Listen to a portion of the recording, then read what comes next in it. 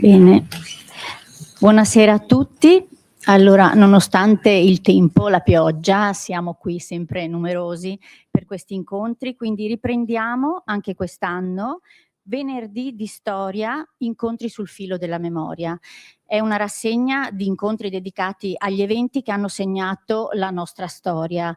Oramai c'è da molti anni e io quindi da parte del sindaco Nicola Finco e dell'assessore alla cultura Giada Pontarollo porto i saluti ai presenti, ma ringrazio molto gli organizzatori di questo evento, che sono la nostra biblioteca civica con il responsabile direttore dottor Stefano Pagliantini e tutte le associazioni storiche del territorio, le associazioni AMPI, che ringrazio appunto da parte loro, le associazioni AMPI, AVL, l'associazione 26 settembre, ISTREVI, Istituto Storico delle Resistenze e dell'Età Contemporanea della provincia di Vicenza, ANA sezione Montegrappa, ACLI Circolo Pietro Roversi di Bassano e il Comitato 10 febbraio. Che sono associazioni che insieme alla biblioteca veramente si prodigano per avere sempre dei grandi incontri, tant'è che hanno molto successo di pubblico, sia per la scelta delle tematiche che vengono trattate di volta in volta, sia per i relatori veramente di spessore che sempre abbiamo.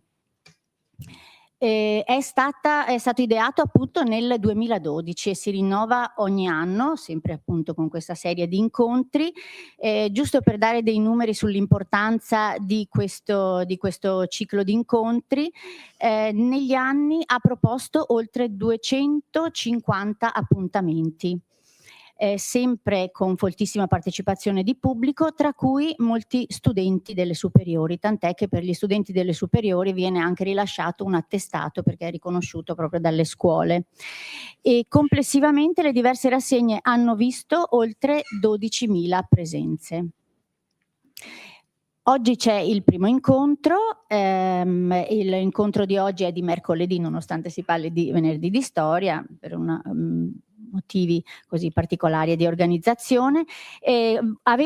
Tutti voi avete il libretto, quindi il librettino, il Deplian, la brochure, dove ci sono tutti gli incontri che appunto da oggi 28 gennaio fino a sabato 21 marzo ci saranno, sia sui vari temi, i titoli appunto li vedete nella brochure, quindi si tratta di personaggi e di eventi che hanno fatto la nostra storia nazionale o locale.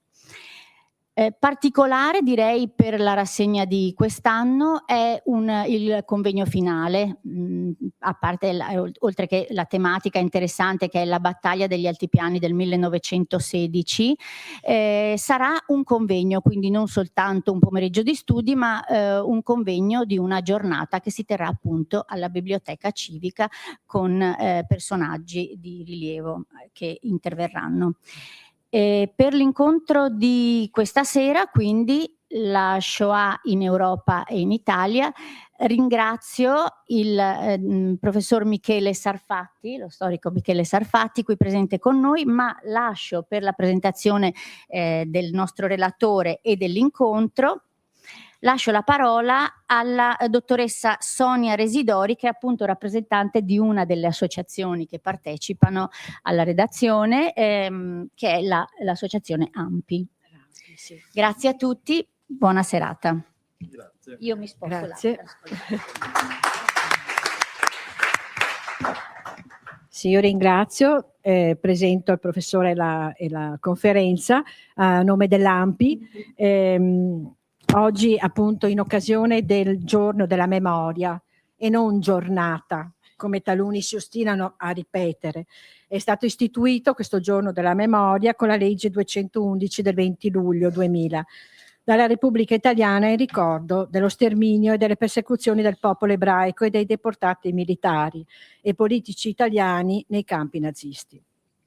Il giorno della memoria è stato riconosciuto nel 27 gennaio, data dell'abbattimento dei cancelli di Auschwitz, al fine, ricorda sempre l'articolo 1 di tale legge, di ricordare la Shoah, lo sterminio del popolo ebraico, le leggi razziali, la persecuzione italiana dei cittadini ebrei, gli italiani che hanno subito la deportazione, la prigionia e la morte.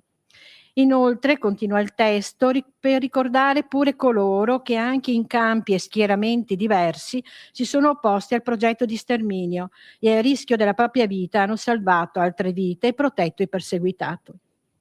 Queste persone, chiamati giusti tra le nazioni, sono persone non ebree onorate dallo Yad Vashem, l'ente nazionale di Israele per la memoria dell'Olocausto, per aver rischiato la vita per aiutare gli ebrei durante l'Olocausto.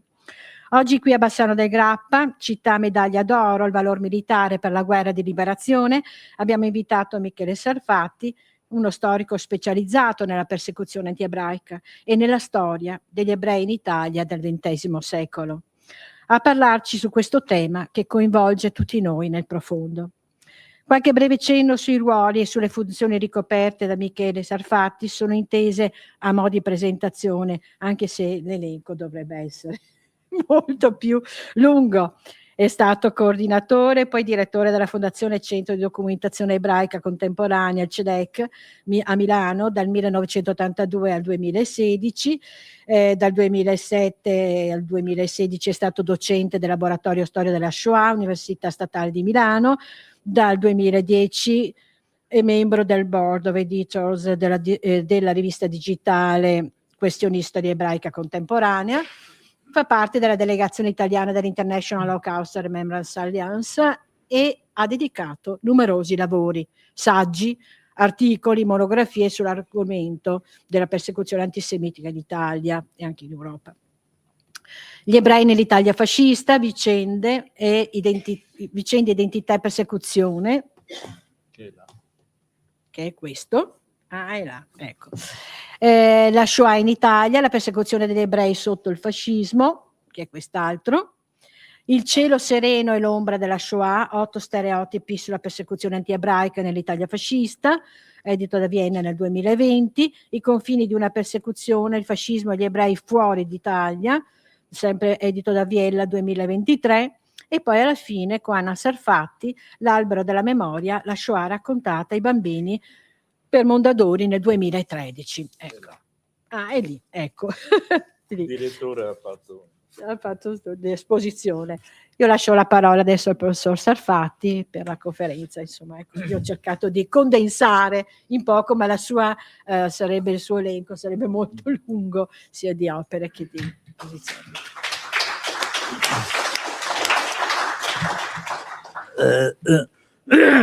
Grazie mille per l'invito e per la presentazione. Come vi ha detto Sonia Residori, la legge sul giorno della memoria elenca una serie di categorie, di gruppi, di persone che devono essere ricordate il 27, cioè ieri, il 27 gennaio. Io oggi qui vi parlo solo della questione della storia della Shoah, del genocidio attuato contro gli ebrei.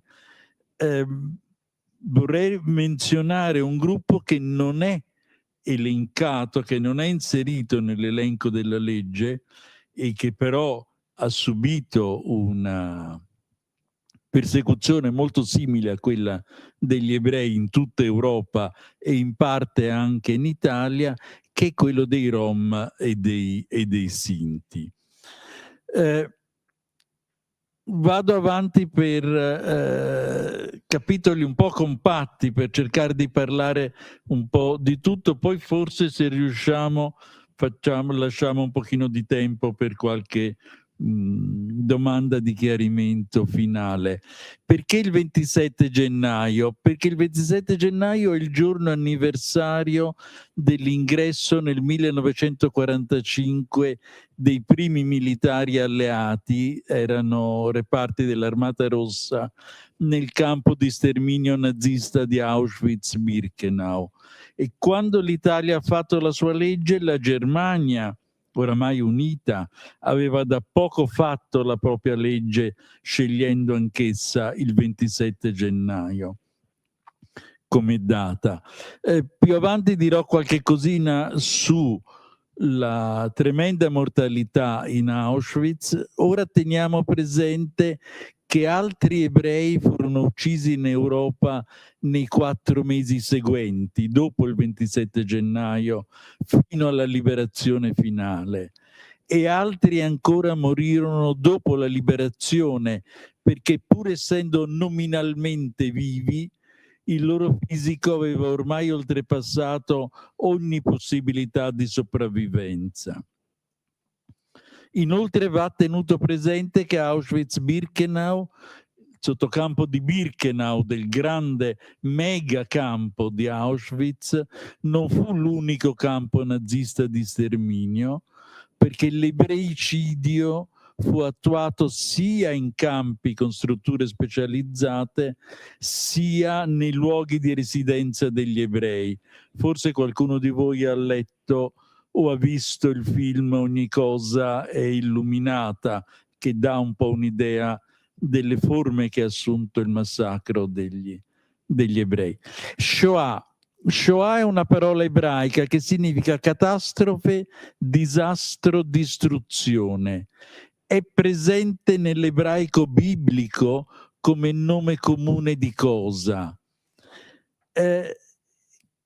Quando oggi noi qui parliamo di Shoah, dell'evento che ha colpito gli ebrei in Europa, gli mettiamo la maiuscola, la consideriamo come la catastrofe per eccellenza che ha colpito gli ebrei, similmente a quanto abbiamo fatto e continuiamo a fare in lingua italiana quando mettiamo la maiuscola a parole comuni come rinascimento, risorgimento, resistenza. Quindi Shoah descrive il senso complessivo di una vicenda senza arrivare ovviamente a precisarne caratteri particolari. Shoah identifica innanzitutto lo sterminio sistematico avviato alla fine del 1941, ma il vocabolo, la denominazione, la formula comprende anche la fase persecutoria precedente iniziata negli anni 30, che vide la negazione dei diritti giuridici e sociali degli ebrei. Comprendere la Shoah vuol dire conoscerla, e la conoscenza storica è basata sulla ricostruzione dei fatti e sulla comparazione con vicende aventi affinità di qualche tipo. Questo lavoro di raffronto ha portato alcuni studiosi a parlare di unicità della Shoah, con riferimento specifico al suo nucleo centrale, lo sterminio sistematico. Altri studiosi utilizzano il vocabolo singolarità o la formula vicenda senza precedenti. Comunque, i dibattiti che sono molto accesi e vivi fra gli storici, i dibattiti sulla denominazione non modificano ciò che è avvenuto e che prima non era avvenuto nella storia d'Europa e dell'umanità e che dopo non è avvenuto nella storia d'Europa e dell'umanità. Vi faccio un esempio concreto per capire l'esempio estremo, se volete, della Shoah. Non era accaduto e non è più accaduto che si arrestasse ogni singolo ebreo dell'isola di Rodi, che è piazzata sotto la Turchia, in fondo al Mediterraneo verso l'Asia oramai, e che all'epoca era un possedimento coloniale italiano, arrestare ogni singolo ebreo dell'isola di Rodi per trasferirlo in un luogo di uccisione centralizzato situato a centinaia e centinaia di miglia marine e terrestri di distanza, ossia ad Auschwitz. Furono caricati su navi che attraversarono l'Egeo, un pezzo del Mediterraneo, sbarcarono al Pireo, che è il porto di Atene, furono messi in carcere ad Atene, poi vennero caricati su treni che risalirono con le ferrovie e gli scartamenti dell'epoca tutti i Balcani fino ad arrivare ad Auschwitz per venire uccisi ad Auschwitz, È lì la cosa. Questa operazione richiese una particolare mistura di odio, indifferenza, esaltazione, banalizzazione, tecnologia, burocrazia, ideologia, capacità manageriali, disponibilità di risorse, attribuzione di valore alle persone, il lungo trasporto, valore radicalmente negato all'arrivo con lo sterminio. Niente del genere era stato ancora concepito dall'uomo e per fortuna non lo è stato più per ora, fino ad oggi compreso. La Shoah ha avuto inizio nel 1933 in Germania con l'ascesa al governo del partito nazista e di Adolf Hitler. Berlino avviò immediatamente una nuovissima legislazione antiebraica, già nel 1933 rafforzandola nel 1935 con le leggi di Norimberga. E mentre proseguiva a estendere la legislazione, nel 1938 Romania, Ungheria e la nostra Italia promulgano autonomamente, non per imposizione o per suggestione germanica, autonome legislazioni antiebraiche. L'anno seguente si aggiunse la Slovacchia dopo la frantumazione della vecchia Cecoslovacchia. Insomma, quando nel settembre 1939 inizia la seconda guerra mondiale, l'antisemitismo di Stato era diventato una delle caratteristiche del continente. Non di tutto il continente, non di tutti gli abitanti del continente, ma era generalizzato e diffuso. Il Terzo Reich fu anche il primo Stato a stabilire nelle sue leggi, nelle proprie corpus legislativo, che i suoi cittadini ebrei erano una razza con caratteristiche biologiche specifiche diverse da quelle dei suoi cittadini cristiani. Si trattava, come sappiamo, di una colossale panzana, ma soprattutto si trattò di una colossale novità nel continente. Noi venivamo dall'Ottocento, noi parlo a chi ha antenati europei qui dentro, venivamo dal secolo del progresso, dal secolo delle ferrovie, dal secolo dell'illuminazione, del telegrafo e quant'altro, e dal secolo dove lentamente, partendo da ovest e andando verso est, si era affermato il contratto sociale, la dignità delle singole persone, l'uguaglianza dei cittadini indipendentemente dalle condizioni di partenza, con le donne in secondo piano, ma per le quali pure l'Ottocento era stata una lentissima, ma una costante e lentissima avanzata verso l'acquisizione di diritti, partendo dall'Inghilterra e da alcuni punti focali. E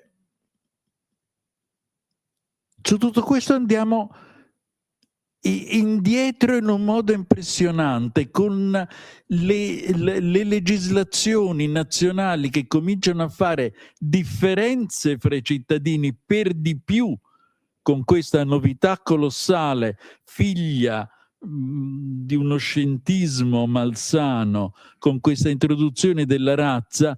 Già questo costituì una prima catastrofe per gli ebrei, ma anche per chi ebreo non era, al di là del fatto di coloro che li volevano. Shoah, gli anni 30 sono un grande periodo di rivitalizzazione della lingua ebraica, perché non c'è, fra ebraico moderno e ebraico antico, non c'è la frattura che c'è fra greco moderno e greco antico, o fra lingue neolatine, italiano compreso, e latino. C'è un sacco di vocaboli nuovi immessi, ma la struttura è sempre quella. e la rivitalizzazione, che voleva dire modernizzazione del vocabolario e del suo uso, nel corso degli anni 30 gli ebrei impegnati in questo cominciano a denominare Shoah quello che sta avvenendo in Germania e nell'Austria, annessa nel 1938 alla Germania, prima ancora che inizi lo sterminio. Pensando alla legislazione introdotta dal nazismo e poi dagli altri paesi, fra i quali, come ho detto, l'Italia di Mussolini nel 1938. Per fare un breve elenco, capire cosa furono le leggi antiebraiche del fascismo, alle persone classificate appartenenti alla razza ebraica in Italia, nelle leggi italiane, nelle testate, negli articoli dei quotidiani italiani, sul Corriere della Sera o sul Gazzettino di Venezia, tutti gli altri, fu vietato di essere impiegati pubblici in tutti i sensi, tranvieri, giudici, poliziotti, professori universitari, impiegati del catasto.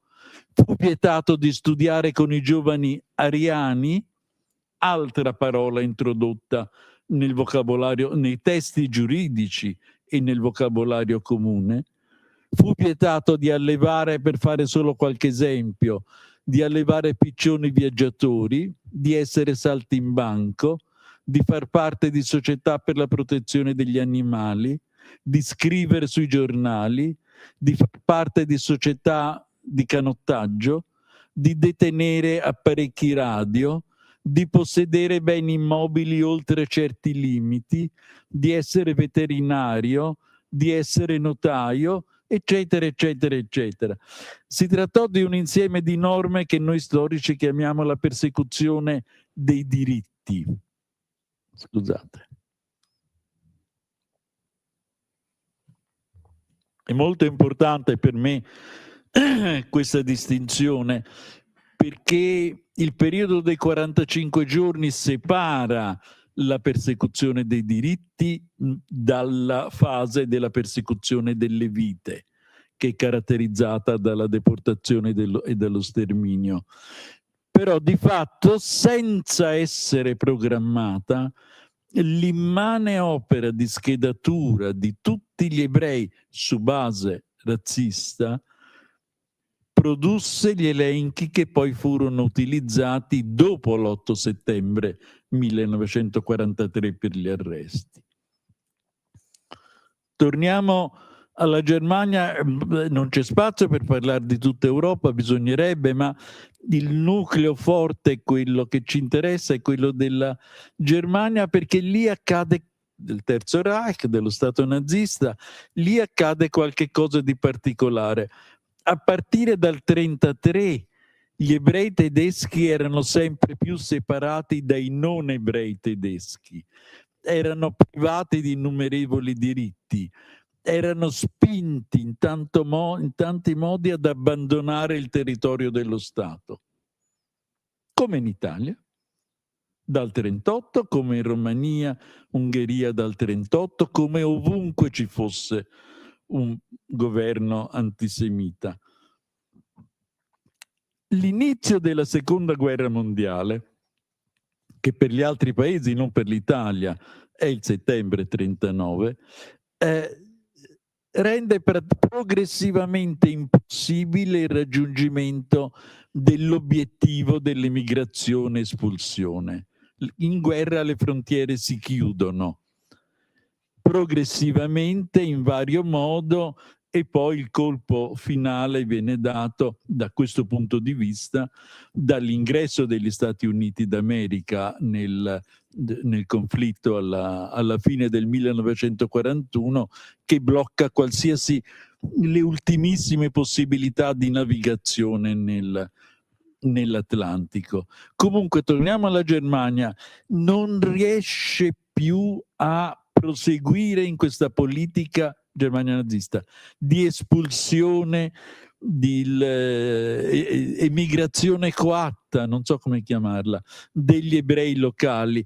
Ma accade una seconda cosa nel giugno 1941, la rottura del patto Ribbentrop-Molotov, la velocissima e feroce avanzata tedesca prima nella parte orientale della Polonia e poi nel territorio dell'Unione Sovietica, e in questa avanzata si trova a acquisire in vario modo, occupare territori, quei territori dove risiedeva il massimo numero di ebrei europei, che erano appunto stanziati in tutta la fascia che va dalla Bielorussia fino a una città tristemente nota e a noi molto cara, che è Odessa. Era la zona di residenza coatta del vecchio impero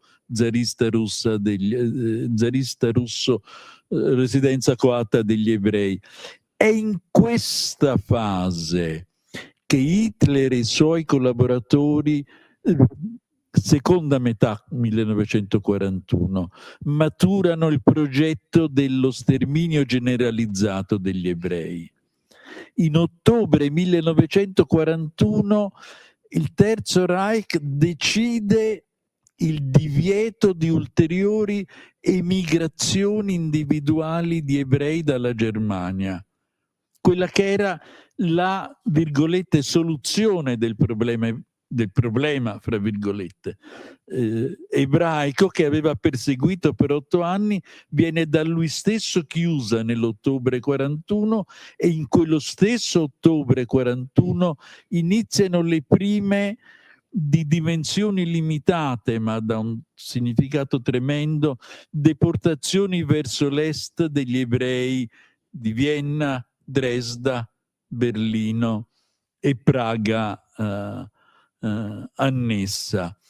E ora, con un passaggio che io mi rendo conto che può sembrare anche infantile, il cambiamento di nel mio discorso di una piccola lettera, si ebbe il passaggio progressivo negli ultimi mesi 41 e primi mesi 42 dalla eliminazione degli ebrei dall'Europa alla eliminazione degli ebrei dell'Europa. Cambia una vocale, si modifica il progetto, inizia lo sterminio generalizzato. Torniamo all'Italia, che non aderisce nel 1940, l'Italia fascista.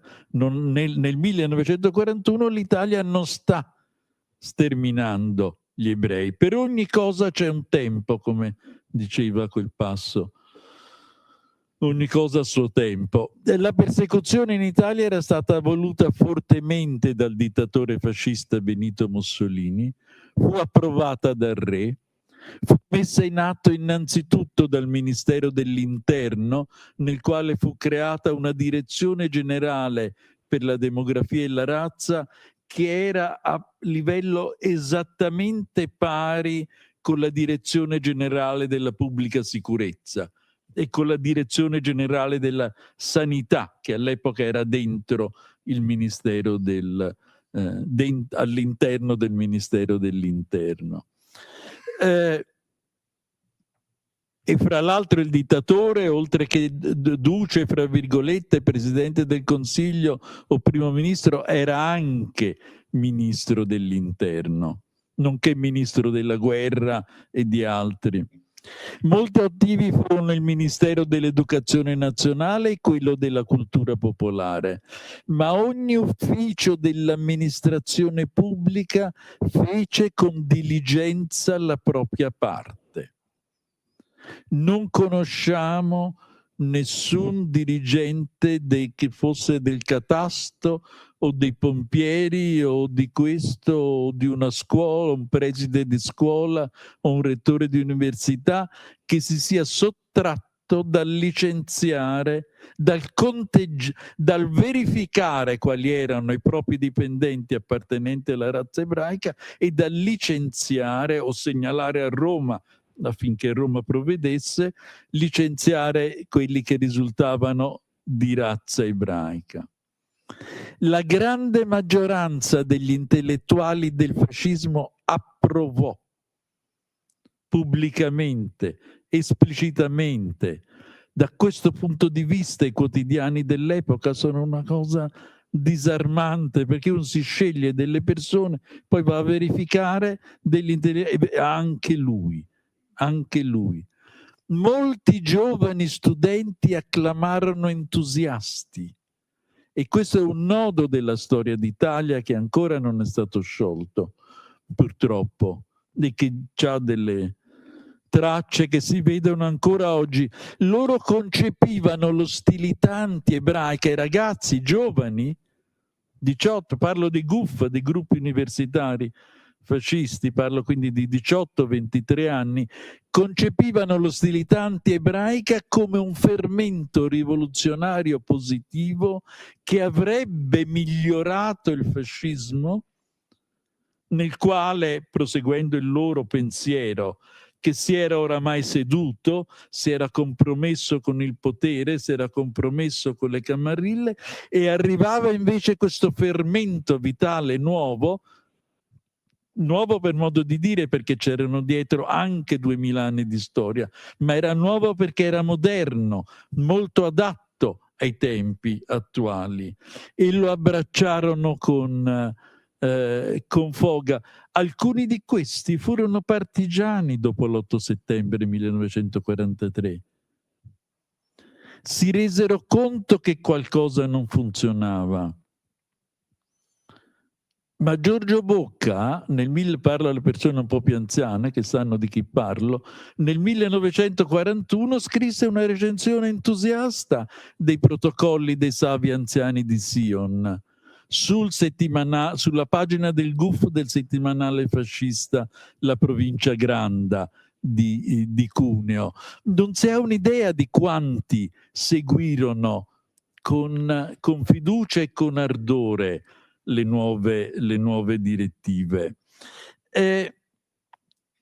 Questo fatto della distinzione fra razza ariana e razza ebraica, io devo usare i vocaboli dell'epoca, e la novità in Italia, in modo particolare della distinzione fra cittadini, interruppero violentemente il processo unitario iniziato con il Risorgimento.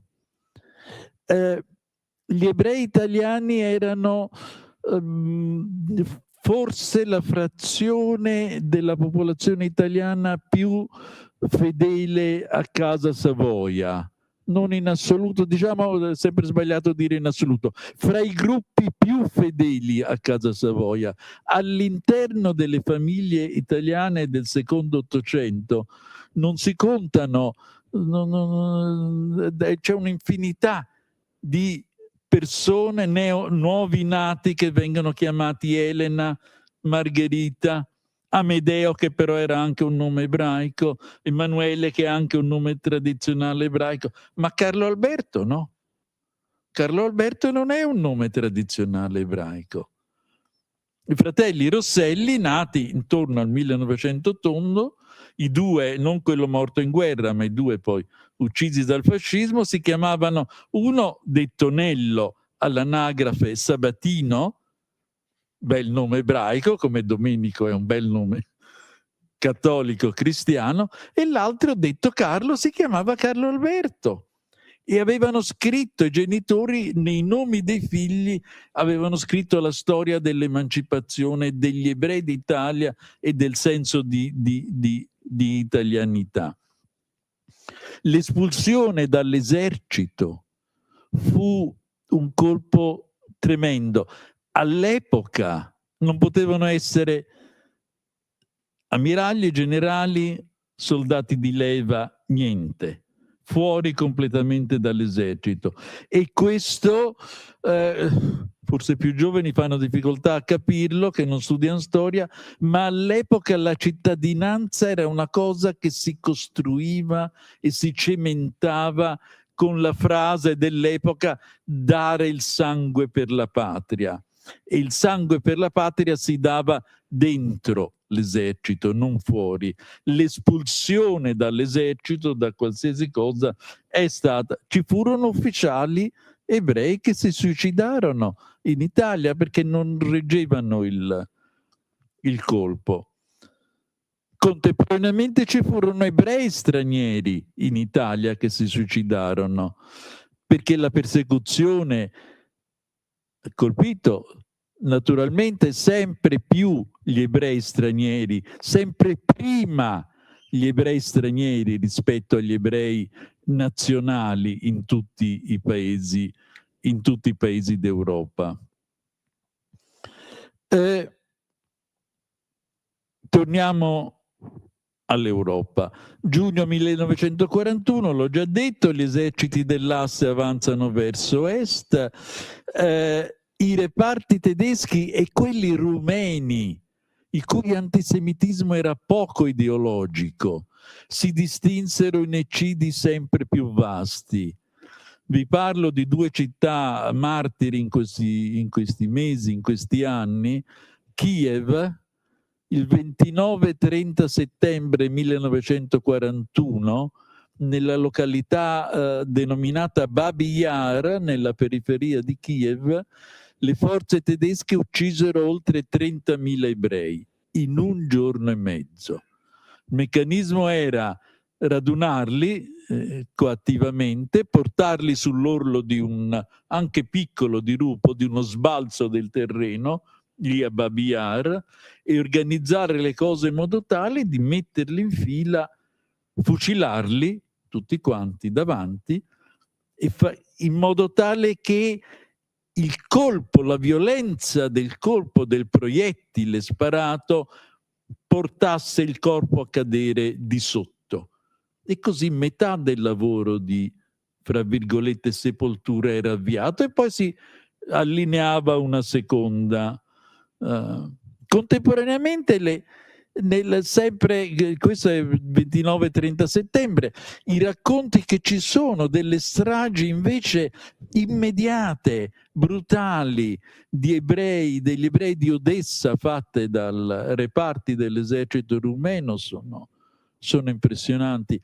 Tutta quella zona, l'Ucraina in generale, in particolare l'Ucraina orientale, il Donbass, è vuoto di ebrei dal 1941. Era un pullulare di vita ebraica, non si ha un'idea delle differenze. Mentre questo avveniva, a Berlino si rifletteva, perché queste benedette persone riflettevano, perché c'è la riflessione dell'uomo dentro, un pochino anche della donna, ma soprattutto dell'uomo dentro la storia della Shoah, e si posero il problema di come creare delle strutture. Mi dispiace, ma questa è la storia da raccontare, delle strutture capaci di dare la morte di massa celermente, con annesse strutture capaci di eliminare masse di cadaveri celermenti. È da questa domanda che fuoriesce la risposta delle camere a gas e dei forni crematori annesse. È l'uccisione industriale, una roba incredibile. Se qualcuno di voi farà un viaggio ad Auschwitz o in un altro campo di sterminio, rimarrà così a vedere come funzionava. Qui abbiamo il massimo, non il massimo, c'era anche altro, ma la vera tecnologia e modernità novecentesca al servizio della barbarie. Circa metà, appena più della metà degli ebrei vennero uccisi in questi centri di uccisione di massa. Poco meno della metà degli ebrei vennero uccisi con le stragi immediate tipo quelle di Babi Yar. Tra i centri di uccisione di massa, quello che ha la contabilità letale più alta è Auschwitz-Birkenau, il sottocampo di Birkenau, ma sottocampo è una cosa immensa, Birkenau, il sottocampo di Auschwitz. Lì vennero uccisi quasi 1 milione di ebrei e 200.000 polacchi, che erano slavi, meglio degli ebrei ma peggio degli ariani tedeschi, i prigionieri sovietici ai quali non venivano riconosciute, essendo essi slavi, non venivano riconosciute le norme generali della Convenzione dell'Aia, per intenderci, e varie decine di migliaia di Sinti e di Rom, solo perché Sinti e Rom erano a livello basso nella gerarchia delle razze, accanto agli ebrei. 1 milione di ebrei. Torno sugli ebrei. Poi ci sono anche questi, non li dimentico, ma torniamo un secondo agli ebrei. È il più grande cimitero ebraico della storia. Non esiste sulla faccia della terra un luogo dove siano sepolti o insepolti così tanti ebrei. E non esiste un luogo di più sulla faccia della terra dove siano sepolti o insepolti così tanti umani. Non c'è. Non c'è. Questa è la specificità della Shoah. Tradotto in cifre, pensando alle provenienze e parlando solo di questo 1 milione di ebrei uccisi ad Auschwitz: 438.000 dall'Ungheria, 300.000 dalla Polonia, 69.000 dalla Francia, 60.000 dall'Olanda, 55.000 dalla Grecia, compresi i rodioti, 46.000 da Boemia e Moravia, 27.000 dalla Slovacchia, 25.000 dal Belgio, 23.000 dalla Germania, 10.000 dalla Croazia, 6.000 dall'Italia, 6.000 dalla Bielorussia, 1.600 dall'Austria, 700 dalla Norvegia. Fu in sostanza l'Europa unita nelle camere a gas. Ed è per questo che il primo atto da presidente del Consiglio europeo che fece Romano Prodi fu di andare lì dove si era in qualche modo cementata, in questo modo barbaro, ma si era cementata un'unità europea. In totale 6 milioni di uccisi, che corrispondevano per gli ebrei circa 2/3 dell'ebraismo europeo negli anni 30. Una parte relativamente... non vi fu Shoah in Spagna, Portogallo, Irlanda, Gran Bretagna, Svizzera, Svezia, Norvegia ci fu, scusate, e la Russia non raggiunta dalle forze armate dell'asse, dove erano rifluiti anche una parte degli ebrei della Polonia, ma le avanzate tedesche furono così rapide che questo rifluire non sempre riuscì. Torniamo in Italia. Gli avvenimenti dell'8 settembre 1943 determinarono, come ho detto, l'inizio della fase della persecuzione delle vite e riguardarono soprattutto l'Italia centrale e settentrionale. È interessante considerare che il primo rastrellamento, all'inizio furono tedeschi i rastrellamenti. Il primo nella penisola era stato programmato a Napoli tra fine settembre e inizio ottobre 1943. Ma la polizia tedesca dovette rinunziarvi a causa della situazione della città, ossia dell'insurrezione popolare, le 4 giornate di Napoli. E questo è molto interessante perché collega, come dire, la storia della persecuzione degli ebrei con la storia generale del paese. La persecuzione delle vite fu gestita dapprima solo dai tedeschi, sempre solo dai tedeschi nelle regioni dell'estremo nord-est, che comprendono anche il Bellunese, che qui appena l'Alpenvorland, e nel resto d'Italia dapprima solo dai tedeschi e poi da questi assieme agli italiani. L'azione antiebraica più grave in assoluto da un punto di vista numerico fu quella avvenuta il sabato 16 ottobre 1943 a Roma, con oltre 1000 deportati. Come funzionò? Gli arresti furono effettuati, sembra, quasi solo da tedeschi. Le pattuglie tedesche giravano per la città, si erano suddivise nella città, avendo in mano degli elenchi di ebrei viventi in strade limitrofe elaborati negli uffici della polizia italiana. Non sarebbero riusciti a prendere 1000 ebrei in altro modo. Il 30 novembre 1943 la Repubblica Sociale Italiana si impegnò con un proprio ordine di arresto di tutti gli ebrei e di internamento in campi di concentramento provinciali, in attesa di essere riuniti in campi speciali.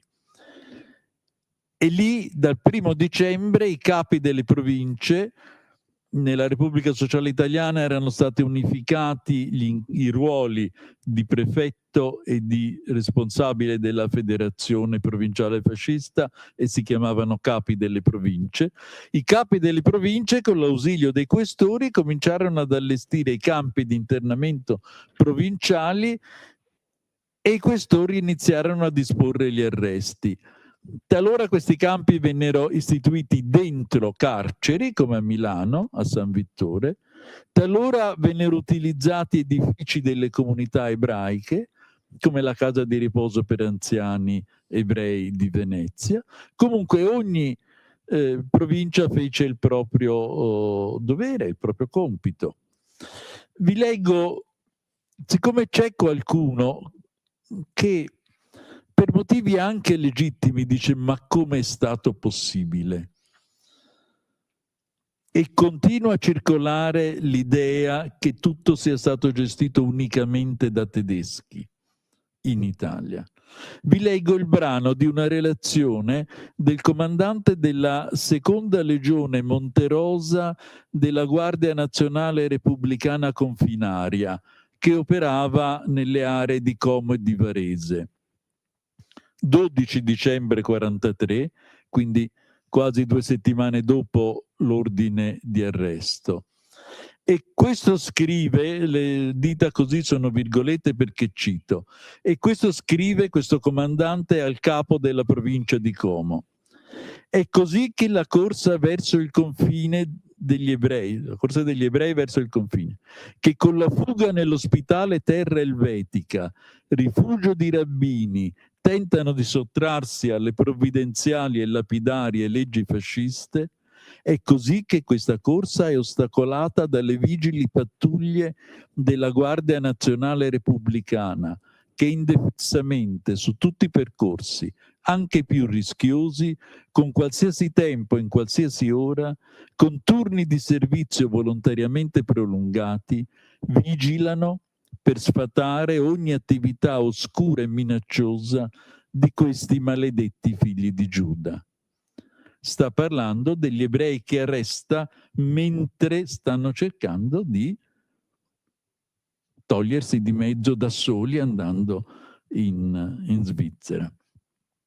In complesso, su circa 43.000 persone classificate di razza ebraica che erano presenti nell'Italia centro-settentrionale, gli arrestati furono poco meno di 8.000, circa il 20%. Di questi 300 vennero uccisi in Italia e 7.500 deportati. All'ovest, Italia, Francia, Austria, non si uccideva sul posto, come in Bielorussia, Ucraina, eccetera. Tra 500 e 1000 perseguitati riuscirono a passare la linea del fronte a sud, circa 5.000 riuscirono a rifugiarsi in Svizzera, 1 migliaio partecipò alla lotta partigiana con 100 caduti, è il gruppo, di nuovo, le specificità della condizione ebraica, è il gruppo che ha il maggior tasso di vittime, quello degli ebrei partigiani, rispetto alla generalità degli altri partigiani, che non è negativo nei loro confronti, è solo descrittivo serve a comprendere meglio la situazione. Circa 29.000 vissero in clandestinità, una parte di essi protetti da italiani non ebrei. Successe una modifica nell'atteggiamento di molti italiani non ebrei che nel 1938 non avevano protestato, ma nel 1943 è scattato qualche cosa, e una parte di questo scatto è legata al fatto che alcune famiglie, molte famiglie, decine di migliaia di famiglie, non sapevano più cos'era successo ai loro figli in Russia.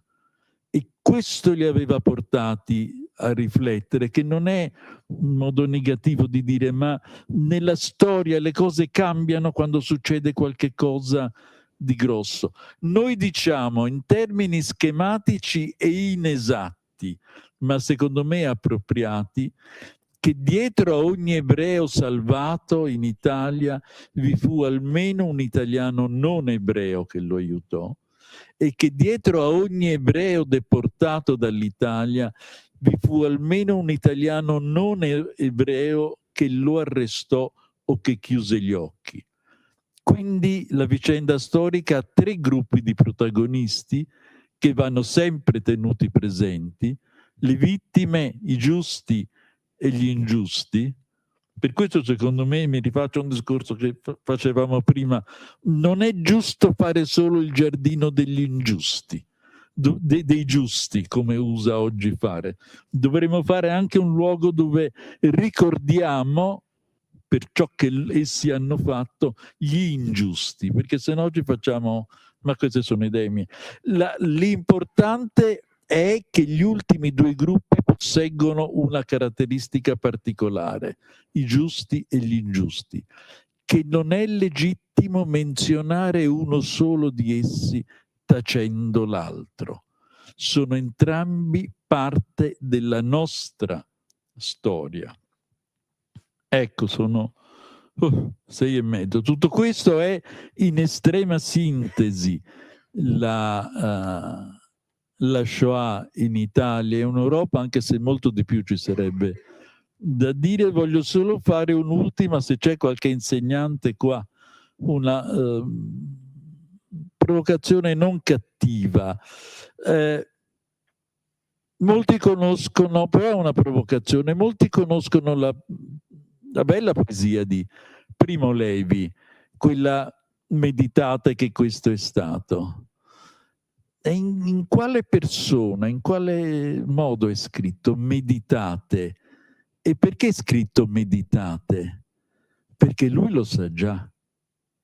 È una poesia, sono parole molto complicate, ma mentre lui parlando dice meditate, io che ascolto, e se posso dirlo, secondo me noi che ascoltiamo, dobbiamo recepirlo come meditiamo, perché noi non abbiamo vissuto quell'esperienza, non abbiamo passato la vita a conoscerla e a accosarla, non eravamo in Auschwitz, non possiamo dire. Per questo io, quando sono nelle classi a parlare, chiedo prima scusa alla prof di lettere o di storia e poi dico ai ragazzi, col lapis a matita nei vostri libri correggete meditate con meditiamo. Grazie dell'attenzione.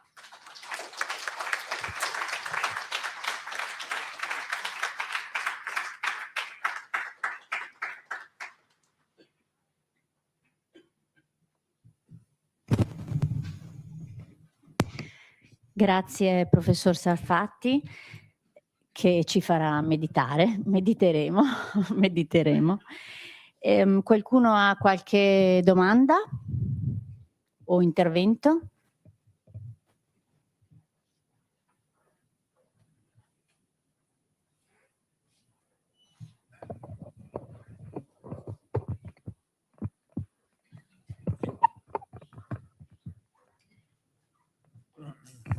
Grazie. Ah, ok, perfetto. Grazie, buonasera. Sono Tiso Nereo, vengo da Padova. Nereo Tiso, vengo da Padova. Due sottolineature, ma penso che il professore per motivi di tempo non ne abbia fatte. La prima, lei non ha parlato della Polonia, quello che è successo in Polonia per quanto riguarda la Shoah.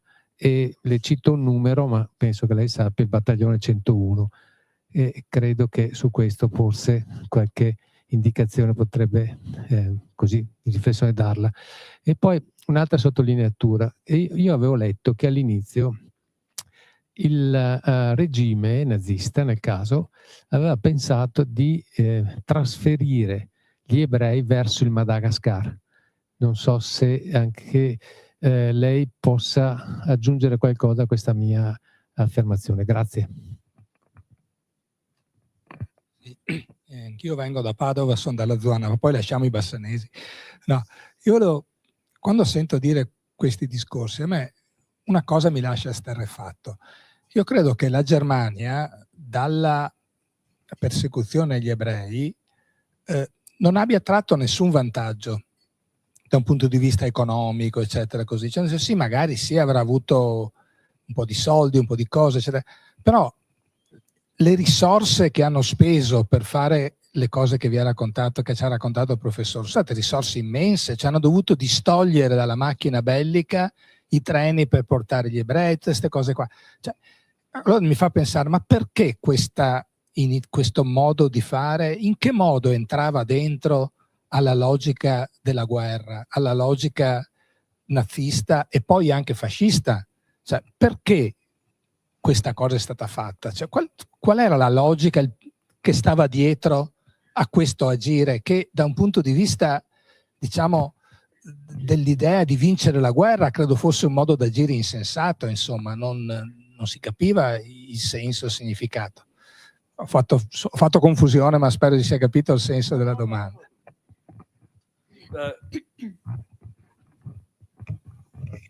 Rispondo a queste due perché se no si... Allora, dal 39 al 41, sì, l'ho saltato bellamente per i tempi, è la fase in cui vengono istituiti i ghetti in Polonia.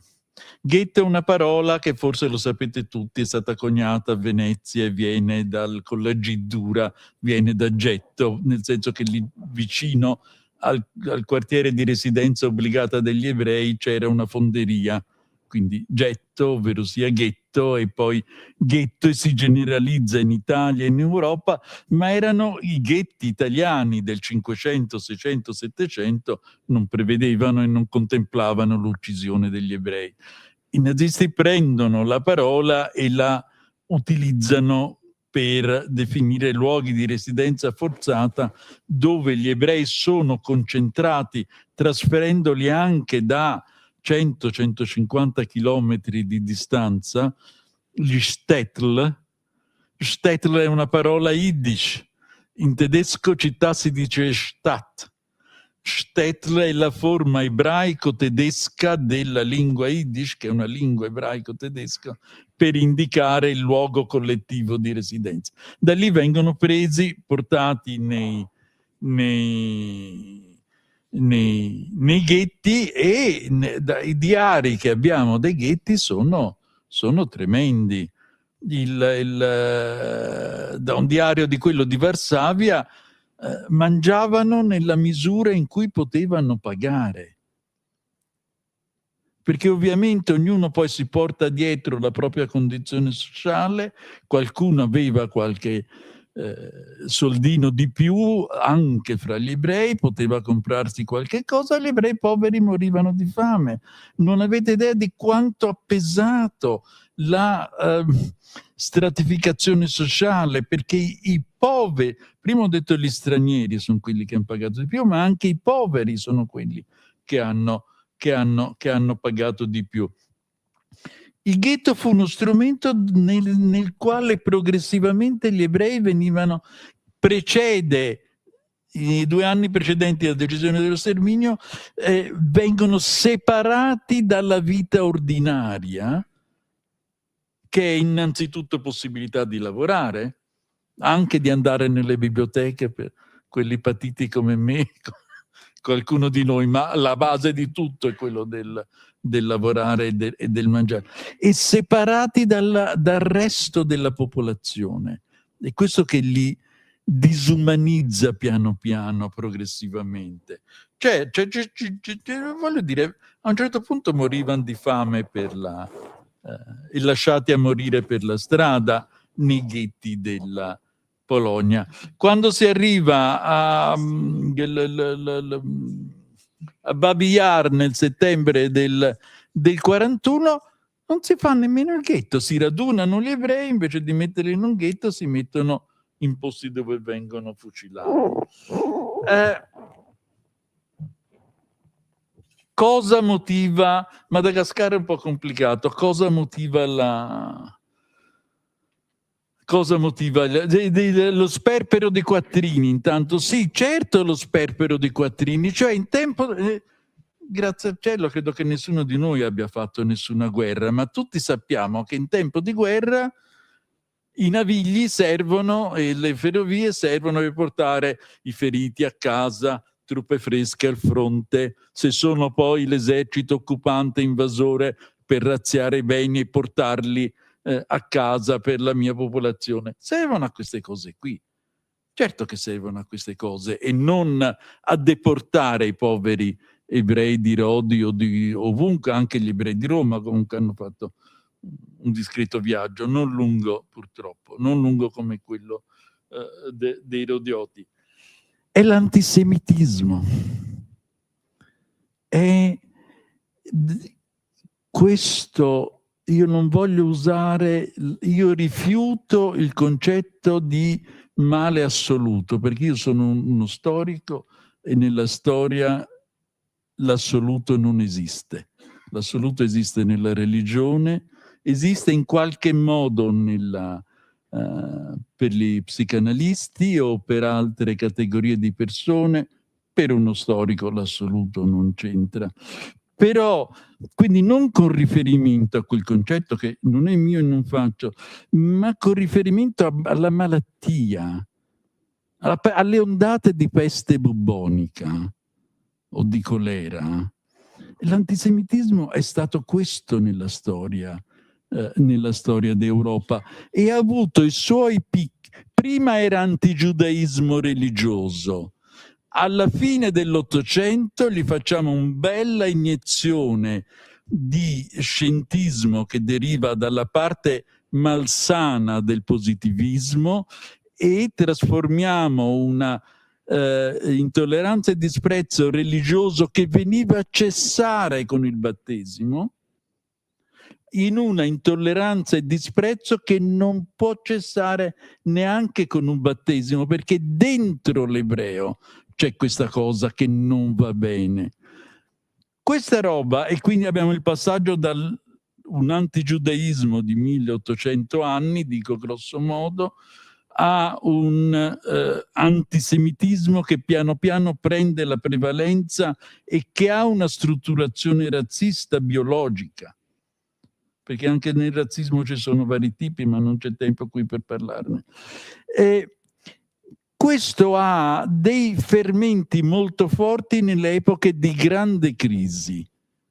Noi per esempio vediamo che sul finire della Prima Guerra Mondiale e nei primissimi anni successivi c'è un'esplosione della traduzione in tutte le lingue europee di questo libello antisemita dei protocolli dei savi anziani di Sion, che in Italia ha 2 traduzioni, in Inghilterra ne ha 3, poi c'è quella inglese e c'è quella americana fatta fare da Henry Ford, che è quello delle macchine, giusto per sapere da dove veniamo. Risponde a una domanda, e qual è la domanda? Che è una necessità per certi aspetti vitale, quella di avere un capro espiatorio. di avere un gruppo di persone alle quali addossare la responsabilità di fatti che sono o mia colpa, io, popolazione in generale, o colpa di eventi che io non sono in grado di controllare. Ma fa tanto comodo, fa tremendamente comodo avere qualcuno a cui addossare le responsabilità. C'è questa genesi ebraica nella psicanalisi che serve a spiegare, e secondo me c'era dentro anche la ricerca sull'antisemitismo. Verso la fine degli anni 10, inizio degli anni 20, le traduzioni e le diffusioni, anche in Italia, dei protocolli dei Savi Anziani di Sion scemano, nel senso di diminuiscono.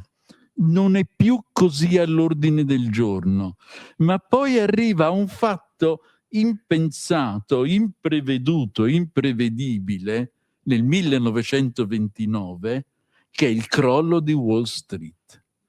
Al crollo di Wall Street si era già globalizzati, ma non eravamo sintonizzati sul minuto come siamo oggi con i social e tutt'altro. C'era la globalizzazione, gli effetti di Wall Street arrivano in Europa 30, 31, 32, 33.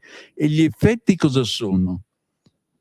Licenziamenti, chiusura di opifici, diminuzione di reddito, aumento della miseria. E questo, la risposta a questo da parte di una serie di europei è colpa degli ebrei, perché sono lì pronti, conformati da 2000 anni, nonostante le varie.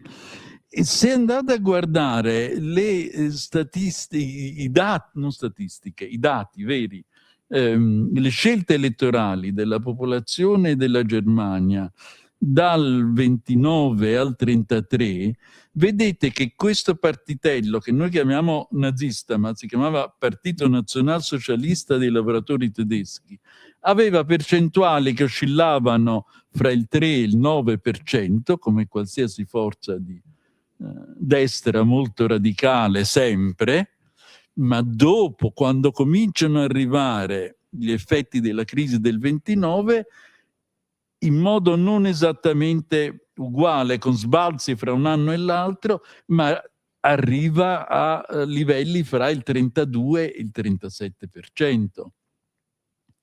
Quando un partito fa una moltiplicazione così, è successo qualcosa nella società. Per me, non è successo qualche cosa in quel partito. La crisi è arrivata, c'era bisogno, faceva estremamente comodo un capro espiatorio. Il partito nazista, a differenza del partito fascista, aveva l'antisemitismo iscritto nello statuto sin dalla nascita, nel 19 mi pare. Il partito fascista lo iscrive nel 1938, diciamo quando raggiunge l'età, fra virgolette, della ragione o della maturità. Il partito nazista era nato immediatamente così.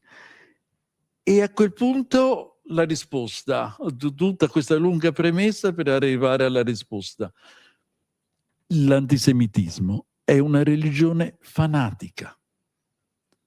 E io non dico che devono essere tutti messi al muro, ma la lotta per defanatizzare le persone che hanno pensieri antisemiti, e oggi in Italia c'è l'antisemitismo di destra, l'antisemitismo di sinistra e l'antisemitismo di centro. La lotta è una lotta continua che avrebbe bisogno di maggiori energie di quelle che siamo in grado di dare. Comunque, alla base, odio, fanatismo e disprezzo verso, ovviamente, il gruppo più debole. Spero di aver dato un...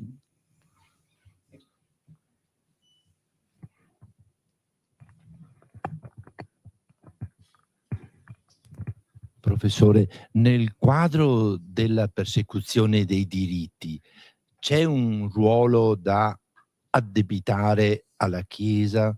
Quali furono le reazioni, come si manifestò?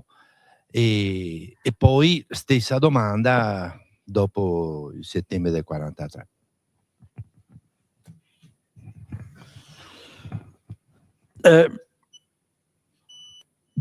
Pio XI protestò pubblicamente solo contro il divieto di matrimoni razzialmente misti, non metto più le virgolette, ma sto usando le parole dell'epoca.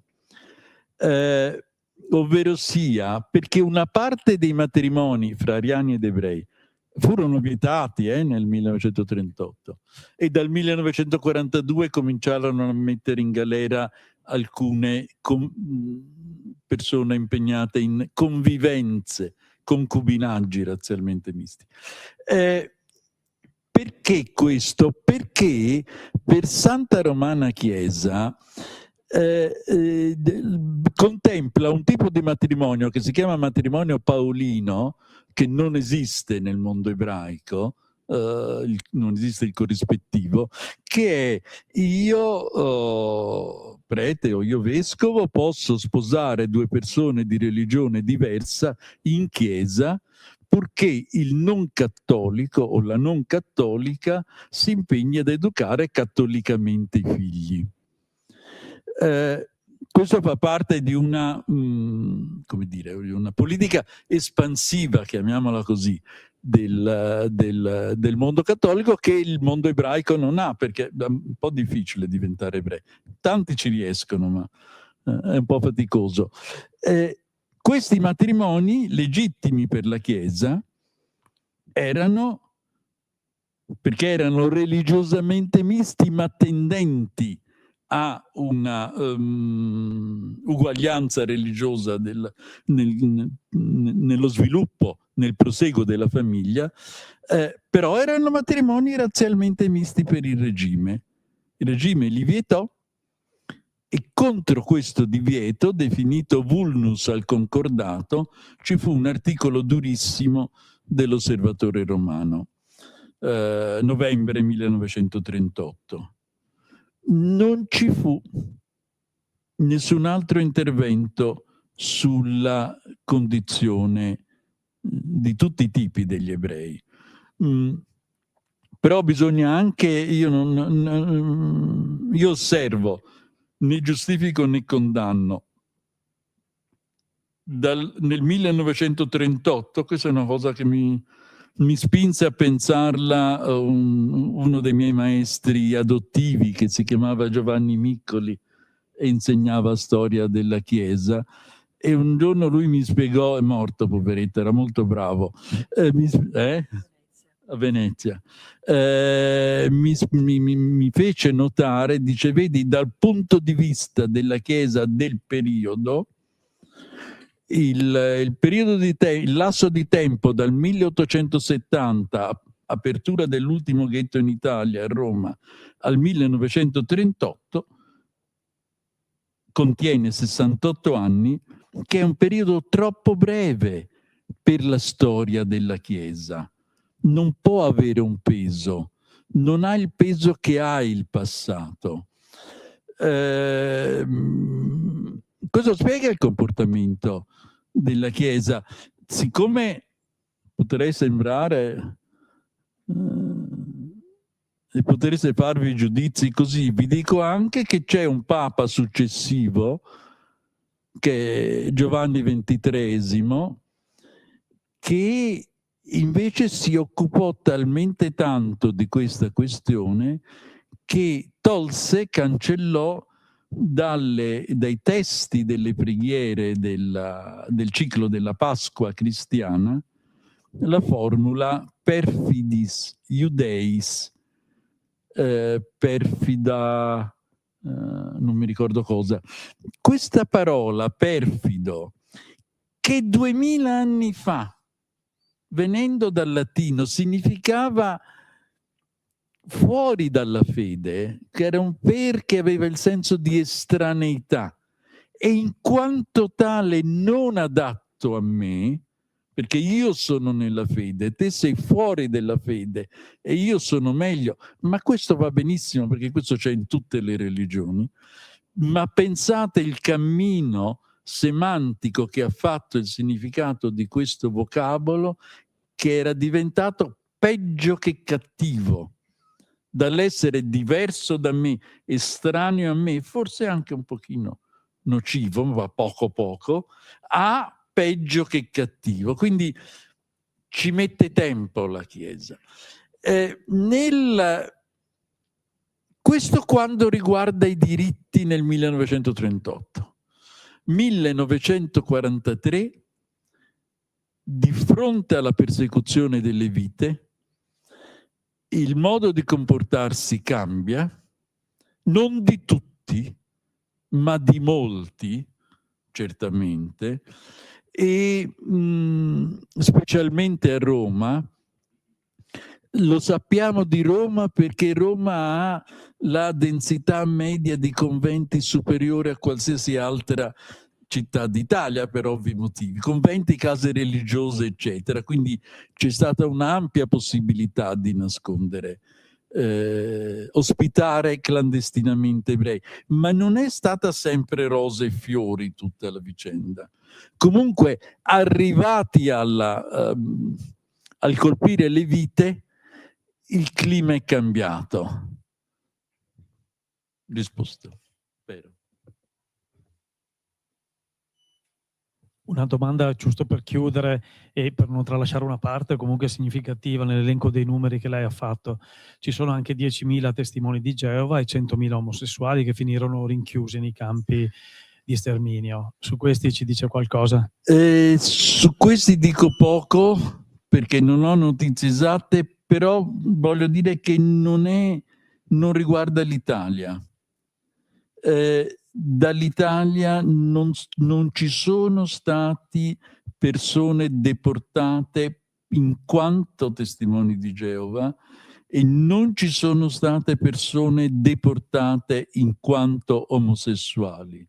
Io sono abbastanza convinto che sia fra i caduti partigiani che fra i deportati ebrei che fra i deportati politici ci fossero degli omosessuali, ma non è per quella loro caratteristica che furono deportati. In Italia la deportazione ha riguardato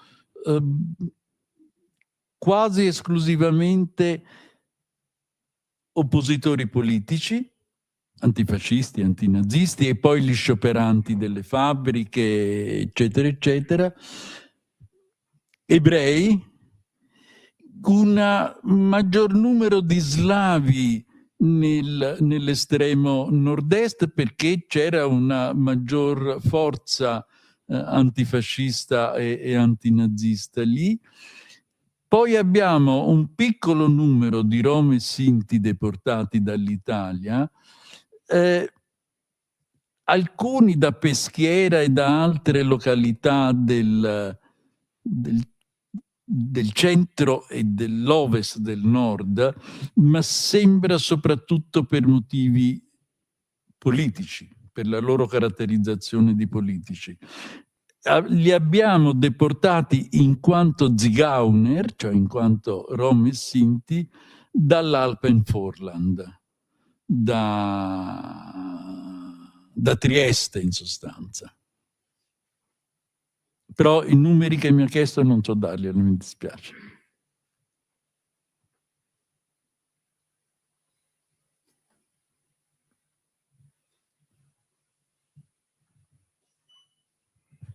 No, una domanda molto breve. Ho letto in un romanzo di una scrittrice nigeriana che un privato avesse portato nel ghetto di Varsavia degli aiuti, uno svedese. Credo, cioè, mi sembrava molto strano, lei ne sa qualcosa?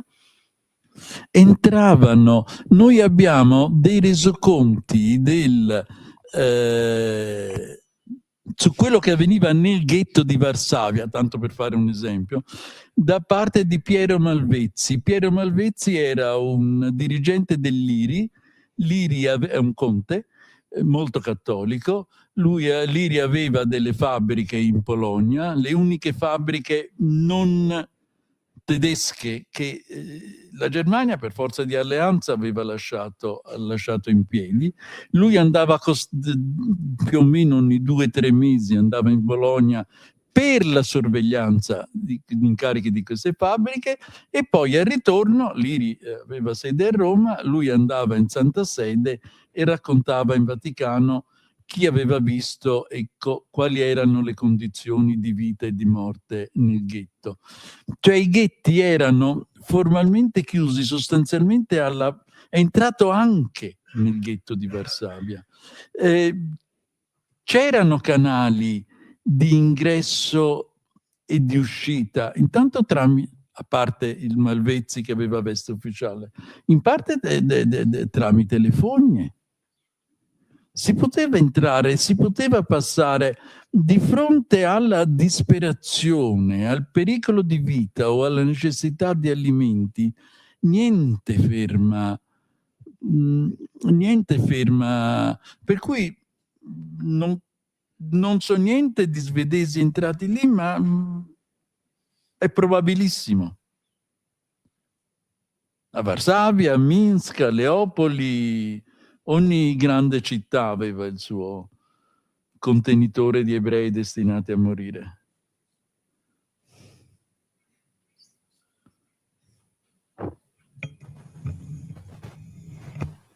Bene, allora ringraziamo nuovamente il professor Michele Sarfatti e la dottoressa Sonia Residori e vi aspettiamo poi per il prossimo incontro il venerdì 30 gennaio, sempre qui in sala Chilesotti, con la professoressa Antonella Salomoni, che parlerà del patto Molotov-Ribbentrop, patto tra Germania e Russia.